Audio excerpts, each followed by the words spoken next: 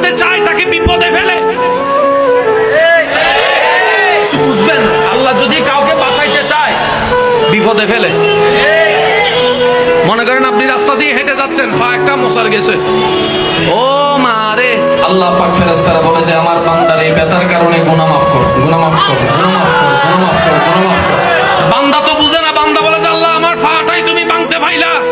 রব বলে যে তুই তো দেখোস নাই, আমি দেখছি তুই গুনার কারণে জাহান্নামে চলবি 10,000 বছর।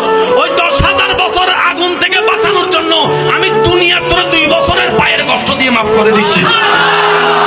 সেজন্য প্রত্যেকটা কষ্ট নিয়ামত। বলেন প্রত্যেকটা কষ্ট, প্রত্যেকটা অভাব, জোরে বলেন প্রত্যেকটা অভাব, প্রত্যেকটা দুঃখ। আমাদের কাজ হচ্ছে আল্লাহ শুকরিয়া করে ধৈর্য ধরা, আর দ্বিতীয় কোনো কাজ। কারণ আপনি যদি শুকরিয়া করে ধৈর্য ধরতে পারেন, আল্লাহ তাআলা আপনার সেই কাজের বিনিময়ে গুনাহ মাফ করবে, নিয়ামতও বাড়ায় দিবে।